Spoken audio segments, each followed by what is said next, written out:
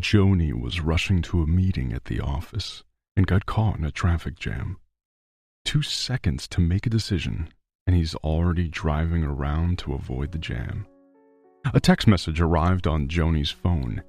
Distracted from the road, he began to pull out his phone, which was perpetually lying around in the car, littered with all sorts of things. The next second, he hit the brakes hard. There's a little girl about 6 years old in front of the hood of his car, and to his right is a traffic light that's been going red for about 10 seconds. Joni got out of the car and ran to the hood. The girl was lying on the ground with no sign of blood. "Hey, why aren't you looking where you're going?" he said to the girl, shaking her a little by the shoulders. Joni took the girl in his arms. Good thing it was the back of the yard and no one was outside. And where did the girl come from? It was like she grew out of the ground. Joni put the girl in the back of the car. She was unconscious. "Hey, what are you doing? Come on, wake up. I have to go to a meeting. Do you hear me?" He shook her, frightened. The girl began to open her eyes and looked around. "Hello," the girl said very quietly. "Well, hello.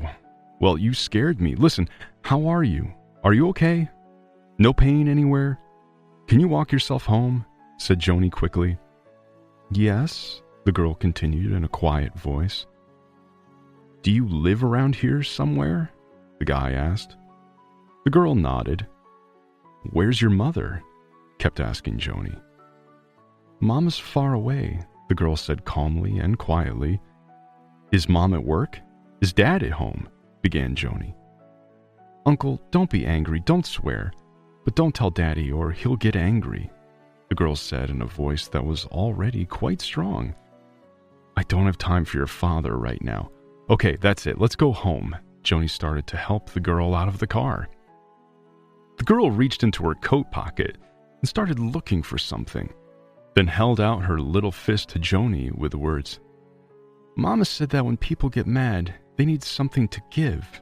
So here." She opened her fist, and there was a big button with 2 holes in it and a smile painted on it.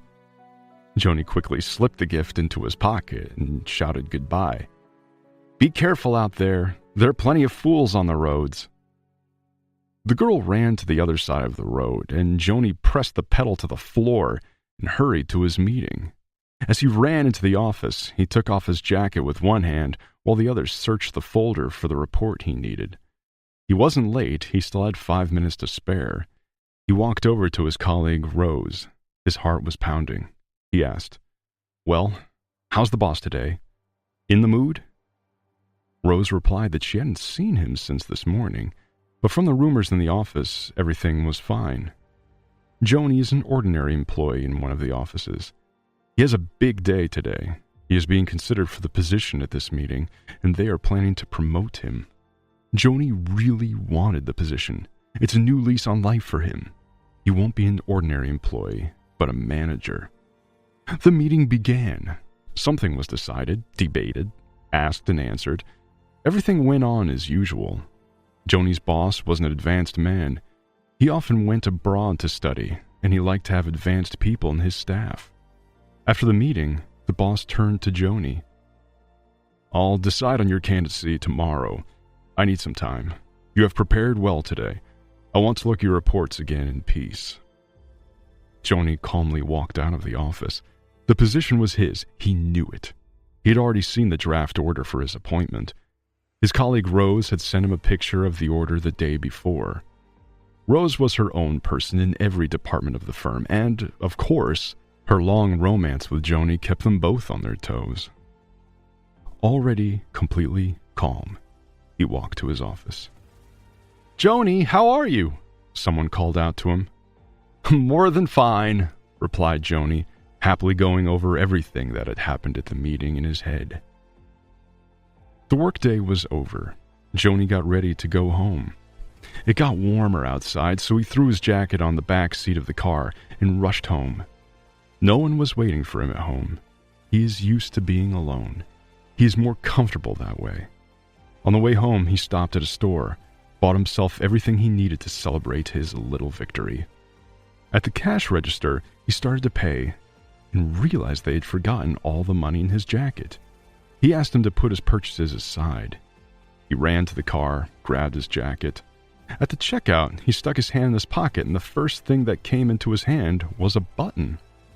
He looked at it and thought, smiling, lucky button of some kind. Then he pulled out his wallet, paid, took the check, and headed for the car. In his mind, he had already begun to celebrate his appointment. All evening, sitting in front of the TV, Joni spun that button and thought all about the girl. He remembered how his grandmother had raised him, because his mother, leaving little Joni to his mother, had gone off to conquer the big city and never returned. The next morning, Joni got ready for work as usual. He took his time today, because everything had already been decided. As of next week, he was no longer just an ordinary office worker. He was already the boss. Today, he decided to drive through the yards again, in case he would meet this girl. He even bought lollipops with smiley faces at the cash register. On his way out of the store, Rose called him. "Hi, Joni, I didn't call you last night. Listen, after you left the office yesterday, my boss called me in and said he was considering me for the job of department head. I was up all night. Joni, did you get dumped or something?" Joni listened and remained silent. This was clearly not the turn of events he'd anticipated, as if he'd been doused with cold water. "Rose, what are you talking about? Are you in charge?" The guy replied in surprise. "That's what I'm telling you. I think they've already got orders for you, and here I am. But he started it for me yesterday. You have a good record. You understand what responsibility means. And as a manager, you have good skills," said the colleague. "Skills? Rose, what are you talking about? I have a meeting with him this morning. I'm going to be scheduled. Are you trying to ruin my mood in the morning?" replied Joni, and hung up. Joni stood and thought about everything she had just told him. Well, what if it's true? She's so pushy. Suddenly there's no order, Joni thought as he got in the car. As he approached the rendezvous point, he slowed down at the traffic light. He searched with his eyes for where the little girl might be. He had to park and get out of the car. He walked 5 yards, and behind the bushes, he saw a playground. On the swing, a little girl was swinging something. Not far away, a man was sitting. From afar, Joni thought the man was asleep on the bench, leaning on the back. The man picked up a bottle of beer from the ground, opened it, and started yelling to the girl. "Hey, let's get home. I'm freezing to sit here while you walk around." The girl obediently stopped the swing, picked up her doll from the swing, and walked toward the driveway. The man got up and followed the girl unevenly. Joni silently watched everything that was going on, like something out of a movie. He wanted to stop the man and reprimand him, but Joni stood stock still, just watching them go into the entryway. He came to his senses that he was actually on his way to work, and that's where he followed. He couldn't get the scene he'd seen this morning out of his head.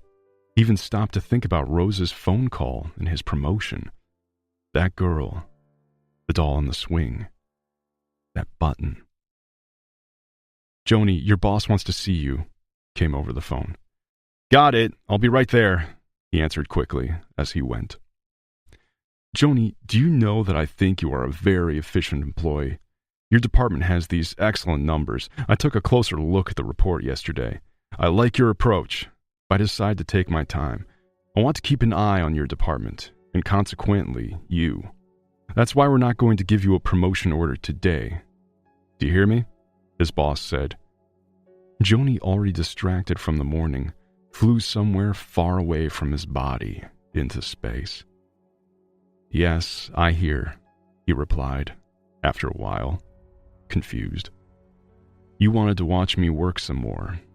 Don't be angry," he said into the void, stood up, put the candy he wanted to give the girl on the table. "Mama said whoever's angry should be given the good stuff," Joni continued. "Joni, are you all right?" the supervisor asked, and thought to himself, this is more than a strange thing to do from a man who claims to be an executive. "Yeah, "Yeah, it's okay," said Joni, and headed for the exit. What a day, thought Joni, sitting at his desk. All was well, and yet all turned out well. Rose sat across the table from him, smiling snidely when Joni looked in her direction, and Joni was already thinking that she was actually going to be in charge instead of him, and it made him sad.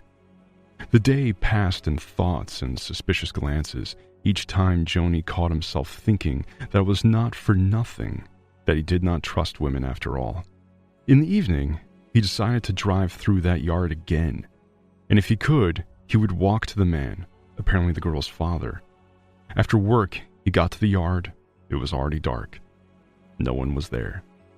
He walked over to the bench where the drunk man had been sitting that morning.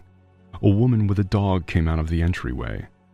Joni wanted to ask her about the girl, but realized in time that it was too suspicious to take an interest in the life of an underage girl whose mother is nowhere to be found, whose father is apparently an alcoholic. He sat down on the bench and realized that his whole plan was somehow incomprehensible to begin with. Why had he come here? What did he want to do? A second woman came up to the driveway, and they began discussing something loudly. "Oh, that man in apartment 14 got drunk again this afternoon. I took Sally to my place. Elizabeth from apartment 17 called the police, and they took him away, thank God. At least the girl's getting some rest." "It's about time they took away his parental rights," her other neighbor answered. "And I hear the screaming in the daytime. I knew it was Jacob singing. Feel sorry for the girl. She has suffered. He's always drinking, and he's always having strange guests at his house." "You don't say. When I remember Maria, she was so nice and decent. She would always help me if anything happened. And this goofball didn't behave like that in front of her. But you see how it is in life. The disease doesn't ask how old someone is." "Oh, don't tell me. God forbid that for anyone." Joni listened, and the picture of what was happening was becoming even more incomprehensible than he had painted it yesterday. He came home in a depressed mood. A strange emptiness had formed. After all, she's a nobody, he thought to himself. And how many children all over the country live with parents like that? They ruin kids' lives. All night long he slept badly. It was the girl, the traffic jam, or the boss talking together with Rose in his head. Angry, he got up, drank half a glass of cognac, and lay down on the couch in the hall. He slept that way until morning. He got ready for work reluctantly. The story wouldn't come out of his head. He took his jacket from the coat rack, put his hand into the pocket, and pulled out the button, looked at it. Mom said, "Whoever's angry should be given good," he said aloud. Why that phrase doesn't come out of my head, I don't understand. He went to work. Rose loudly proclaimed to the whole office that as soon as she became manager, she would bring a case of champagne. Joni watched this circus spectacle and realized that it was time to look for another job. To work under the supervision of an ex is a dubious pleasure. After lunch, he took the afternoon off, saying he needed to get some household chores in order. A thought occurred to him this morning. He received an email from his boss asking him to prepare another report for this week, and he had to defend it again. Ouch. I'll do it later. It's only Wednesday. Especially since he took time to think about it. Maybe this is my last chance, Joni reasoned to himself. Yes, after all, it's not the only company in town. If they don't hire me as manager, I'll look for a new job anyway. And now I'm not going to get upset before time. Solve problems as we get them. Joni got into his car and took a familiar route to the yard where the girl lived. On the way, he stopped at the store, bought all kinds of food, sweets, fruit, hoping to somehow brighten up the life of little Sally. He walked up to the front door and rang the intercom, dialing the number 13 at random. The other side of the intercom answered. "Good afternoon," he said into the intercom. "I'm a representative of the volunteer movement Do Good," Joni began, making it up as he went along. "I've brought a bag of groceries for the family in apartment 14. Can you tell me when they'll be home? No one's answering." "So there's no one there," a woman's voice answered. What about groceries? Insisted Joni. The door was opened. Joni walked quickly up to apartment 13. The door was already opened. On the threshold stood the woman who had walked the dog last night. It's the first time your volunteers have decided to help. How many times have we written to various authorities, and when we don't have to, you're right there, the woman began indignantly. Can you tell me when the tenants of apartment 14 will be by? Joni was persistent. They won't be home anymore. Sally was taken by her aunt today. And that's it. The father's being deprived of his parental rights. Enough to spoil the girl's life. He's fed up with everyone in the house. It's easier for the whole building to breathe. The woman was indignant. What am I supposed to do? After all, a whole package was brought in. People collected, bought, brought to us, Joni began to say perplexedly. The aunt doesn't live far from here. You can even walk there. Only I can tell you the number of the house and the street. I won't tell you the apartment. Wait for them in the yard. Ashley often walks with Sally. Go ahead. Write, said the woman. Joni started to quickly write the address on his phone. Then he ran as fast as he could. When he reached the yard, he saw Sally walking on the playground. She was swinging a doll on the swing, just like yesterday. That's right, a doll. I should have bought some more toys. What about chocolates? Cussed Joni to himself. He suddenly felt uncomfortable approaching Sally. He looked around, looking for the aunt. There was a decent-looking girl sitting on the bench near the swing, not looking like an aunt at all. She was talking excitedly to someone on the phone. Is there any way you could not traumatize the child through all the instances without her? God, I couldn't take her away from her father, and now I have. So now you can't leave the child alone. Joni waited for her to hang up and then walked closer to her. Good afternoon. Ashley? He asked. Yes, who are you? Ashley wasn't really surprised. My name is Joni. I'm a representative of the volunteer movement Do Good. Sally's family was on the database of the disadvantaged, so I brought groceries, and here's a package. He held out the package to Ashley. Well, Sally, you're in charge of her now, aren't you? Ashley looked at the package, at which point Sally walked over to them. Joni turned to her. Hello, he said, smiling. Oh, Uncle, hello, the girl replied. Sally, do you know him? Asked Ashley. Yes, we met yesterday, replied the girl. The day before yesterday, Joni corrected her. Those were the circumstances. He began to justify himself. I knew right away that you're not a volunteer. What kind of spectacle are you making here? What do you want? Wondered Ashley. I don't need anything, Joni replied guiltily. I really just wanted to give Sally this package and make sure she was okay. Joni handed the package to Ashley. That's it. You've looked and handed over the package, interrupted Ashley abruptly. Thank you, Sally. Let's go home. Ashley, Sally began. Don't swear. Mom said whoever's angry should be given good. The girl reached into her coat pocket, but found nothing there. Joni quickly slipped his hand into his jacket pocket and gave the girl a button, given to her by herself. The girl smiled, looked at the button, and handed it to Ashley. Ashley took the button and turned away so Sally wouldn't see her tears. Let's go home, my good one, she said quietly and calmly. Sally waved her hand at Joni and said quietly, Uncle, I'm out of buttons. I went across the street to pick them up, but my father won't let me go there, Sally said, walking away from Joni. Oh, my name is Joni. You can call me Joni, just not Uncle, he laughed. The girl waved her hand in agreement and followed her aunt's hand. Good day, Joni thought, and walked toward his car. At the end of the week, Joni prepared a progress report.